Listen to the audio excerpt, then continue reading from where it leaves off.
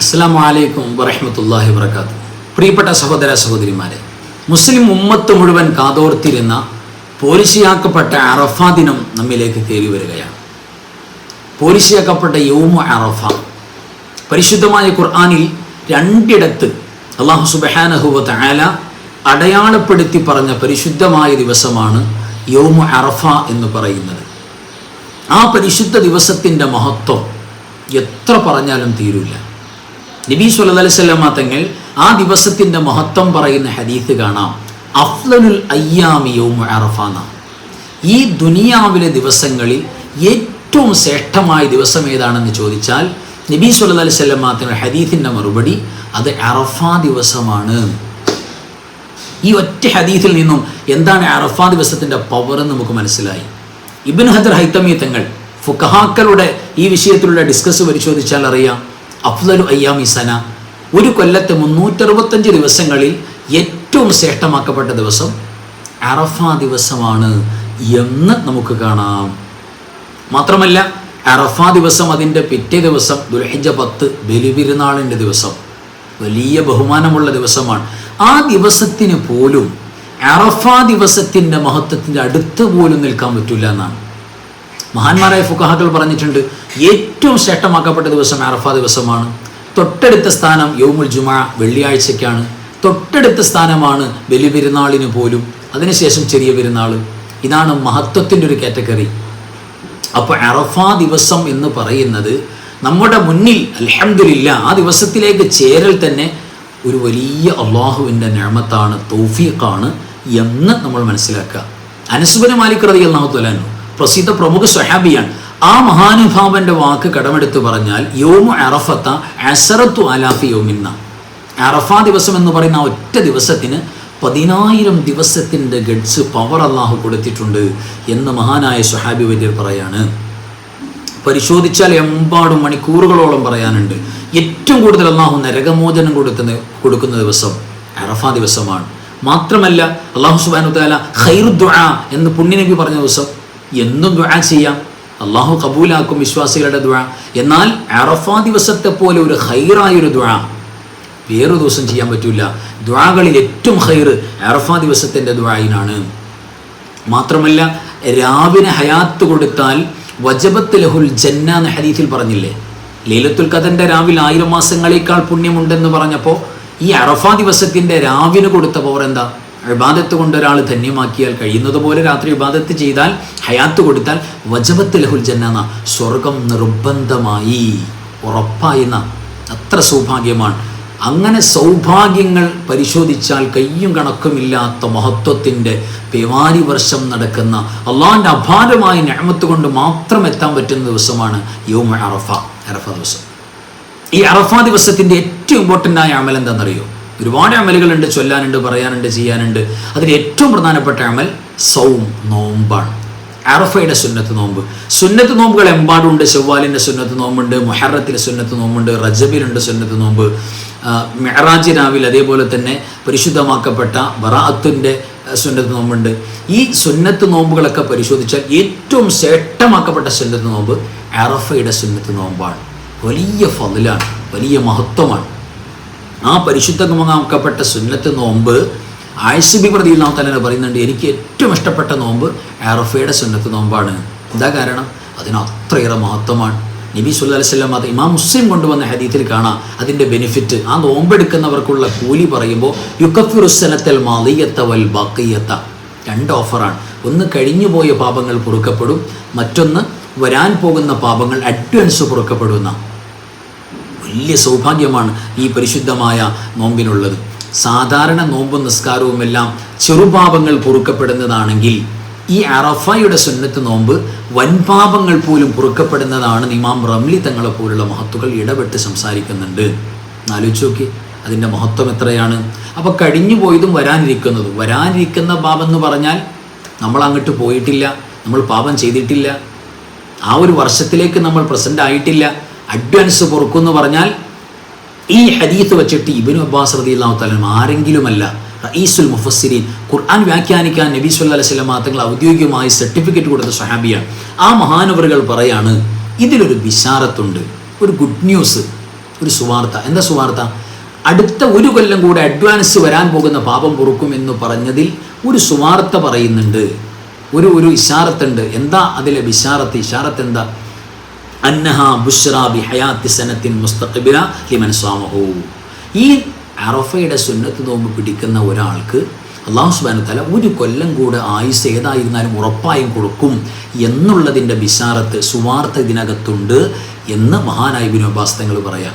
കാരണം നബി സല്ലല്ലാഹു അലൈഹി വസല്ലം തങ്ങൾ ചുമ്മാ പറയൂല, വെറുതെ ഒരു വോയിസ് പുണ്യ റസൂലിനില്ല.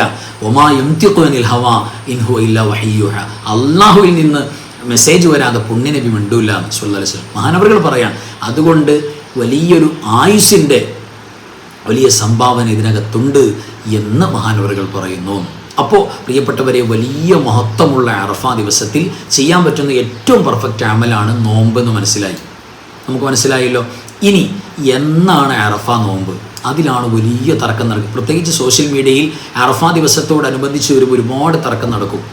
നമുക്ക് കേരളക്കാരായി നമ്മെ സംബന്ധിച്ചിടത്തോളം അറഫ നോമ്പ് ചൊവ്വാഴ്ചയാണോ ബുധനാഴ്ചയാണോ, ദുൽഹജ്ജ് 8-നാണോ 9-നാണോ എന്നുള്ളതാണ് തർക്കം നടക്കുന്നത്.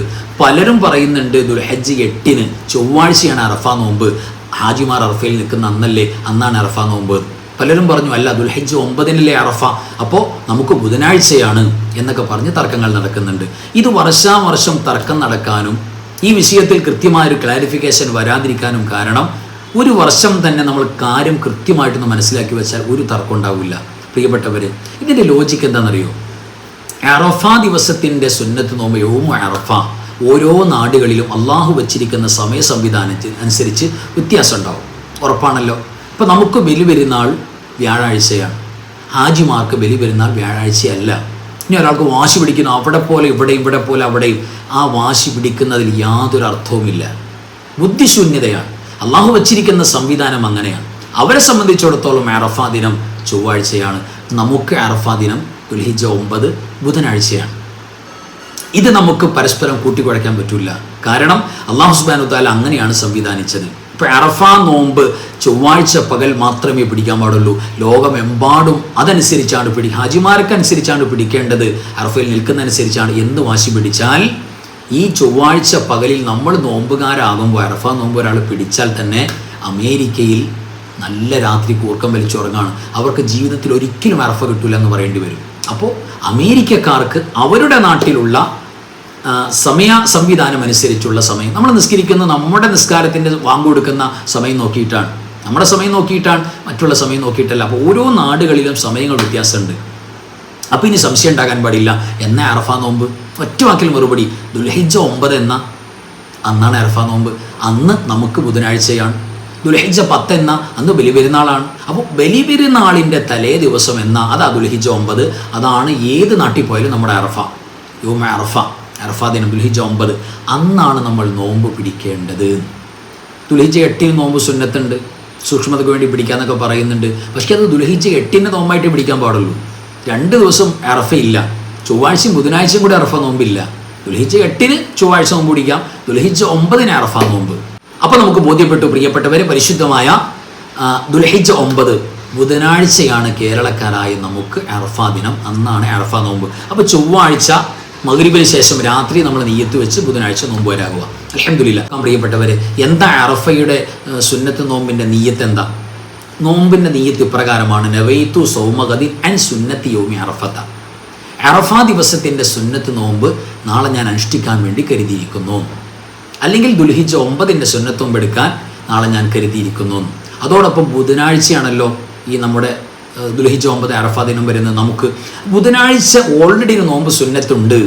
എല്ലാ ആഴ്ചയിലും ബുധനാഴ്ച നോമ്പ് സുന്നത്ത് വരുന്നുണ്ടെന്ന് ഉലമാ ഫുഖഹാകൾ ചർച്ച ചെയ്യുന്നുണ്ട്. അപ്പോൾ ആ നിയ്യത്ത് കരുതി കൊടുക്കുക. ബുധനാഴ്ചയുടെ സുന്നത്ത് നോമ്പ് കരുതുക, അറഫയുടെ സുന്നത്ത് നോമ്പ് അല്ലെങ്കിൽ ദുൽഹിജ്ജ 9 സുന്നത്ത് നോമ്പ് കരുതി കൊടുക്കുക. അതോടൊപ്പം പരിശുദ്ധമായ റമദാനിൻ്റെ നോമ്പ് നഷ്ടപ്പെട്ടവർ ഒരുപാടുണ്ടാവും. അപ്പോൾ റമദാനിൻ്റെ നഷ്ടപ്പെട്ടു പോയ ഒരു നോമ്പ് ഞാൻ ഖളാ വീട്ടാൻ കരുതി, നഷ്ടപ്പെട്ടു പോയവർക്ക് ഖളാ വീട്ടാനുള്ളവർക്ക് അതുകൂടെ ചേർത്ത് കൊടുക്കുക. 3 കൂലിയായി. അപ്പോൾ നിയ്യത്ത് എന്താണെന്ന് മനസ്സിലായി. ഇനി മനസ്സിലാക്കാനുള്ളത്, ഈ നോമ്പുകാരായ അറഫ ദിനത്തിൽ നമ്മൾ ശ്രദ്ധിക്കേണ്ട 3 കാര്യങ്ങൾ മസ്റ്റായിട്ട് ശ്രദ്ധിക്കണം. 1, ദിവസം നോക്കി തന്നെ നമ്മൾ നോമ്പ് പിടിക്കണം. ദുൽഹിജ്ജ 8 ചൊവ്വാഴ്ചയൊന്നും അറഫ നോമ്പ് പിടിച്ചാൽ കേരളക്കാർക്ക് അറഫ നോമ്പിൻ്റെ കൂലി കിട്ടില്ല, 8 കൂലി കിട്ടുള്ളൂ. അപ്പോൾ എന്നാണ് ബുധനാഴ്ച അത് തന്നെ നോക്കി പിടിക്കണം. പിന്നെ പ്രിയപ്പെട്ടവരെ, രണ്ടാമത്തെ ഒരു കാര്യം, നമ്മുടെ കയ്യും കണ്ണും കാതൊക്കെ നോമ്പ് മുറിയാതെ, കണ്ണുകൊണ്ടും കാതുകൊണ്ടും കൈ കൊണ്ടൊക്കെ നോമ്പ് മുറിയുന്ന തെറ്റിലേക്ക് പോകാതെ നമ്മുടെ നോമ്പ് നമ്മൾ പ്രൊട്ടക്റ്റ് ചെയ്യണം, അത് സൂക്ഷിക്കണം. മൂന്നാമത്തെ ഒരു കാര്യം, നിയ്യത്ത് കൃത്യമാകണം, കൃത്യമായിട്ട് നിയ്യത്ത് വെക്കണം. അൽഹംദുലില്ലാ, അങ്ങനെ റാഹത്തായിട്ട് നമ്മളെല്ലാം നോമ്പുകാരാകണം. അല്ലാഹു സുബ്ഹാനഹു വ തആല പോരിശയാക്കപ്പെട്ട അറഫാ ദിനത്തിൻ്റെ എല്ലാ ബറക്കത്തും പോരിശും, പ്രത്യേകിച്ച് അറഫാ നോമ്പിൻ്റെ മഹത്വം അത് കൃത്യമായി ബുധനാഴ്ച തന്നെ എടുത്ത് അതിൻ്റെ പുണ്യം നേടാൻ അല്ലാഹു തൗഫീഖ് നൽകട്ടെ. ആമീൻ യാ റബ്ബൽ ആലമീൻ. ഇനി നോമ്പ് പിടിക്കാൻ പറ്റാത്ത ഒരുപാട് പേരുണ്ടാവും. അന്നത്തെ ദിവസം ബുധനാഴ്ച സാഹചര്യം ഒത്തില്ല, നിർഭാഗ്യവശാൽ നഷ്ടപ്പെട്ടു പോയി, അത് ഖളാ വീട്ടാം. പെരുന്നാൾ കഴിഞ്ഞിട്ട്, പെരുന്നാളിൻ്റെ മൂന്നാം പെരുന്നാളും കഴിഞ്ഞ് ദുൽഹിജ്ജ 13 കഴിഞ്ഞ് ഏത് ദിവസം വേണമെങ്കിലും പ്രിയപ്പെട്ടവർ നോമ്പ് ഖളാ വീട്ടാം. എൻ്റെ ദുൽഹിജ്ജിൻ്റെ 9 അറഫാ നോമ്പ്, നഷ്ടപ്പെട്ടു പോയ അറഫാ നോമ്പ് ഖളാ വീട്ടുന്നു. നിയ്യത്ത് ചെയ്ത് നോമ്പ് പിടിക്കാവുന്നതാണ്, ഒരു കുഴപ്പമില്ല, പുണ്യങ്ങളെല്ലാം നേടാൻ പറ്റും. ഇനി തീരെ നോമ്പ് പിടിക്കാൻ പറ്റാത്ത രോഗികളടക്കം, നോമ്പുള്ളവരടക്കം അവരുടെ കയ്യും കണ്ണും കാതൊക്കെ തെറ്റിൽ നിന്ന് സൂക്ഷിച്ചാൽ ഉഫിറ ലഹു മിൻ അറഫത്ത ഇല അറഫത്ത, ഹദീസിൽ കാണാം, ഈ അറഫ മുതൽ അടുത്ത കൊല്ലത്തെ അറഫ വരെ അള്ളാഹു പാപം പൊറുക്കുമെന്ന്. തെറ്റുകൾ ചെയ്യാതെ സൂക്ഷ്മതയോടെ ബഹുമാനിച്ച് ജീവിച്ചാൽ അന്ന് മനസ്സ് തുറന്ന് അള്ളാഹിനോട് ദ്വാരക്ക, എന്തും കിട്ടും. സൗഭാഗ്യമാണ് അറഫ, മുടങ്ങാൻ പാടില്ല. നോമ്പ് ശ്രദ്ധിക്കണം, നിയ്യത്ത് ശ്രദ്ധിക്കണം. അള്ളാഹു സഹായിക്കട്ടെ. ആമീൻ യാ റബ്ബൽ ആലമീൻ. അസ്സലാമു അലൈക്കും വറഹ്മത്തുള്ളാഹി വബറകാതുഹു.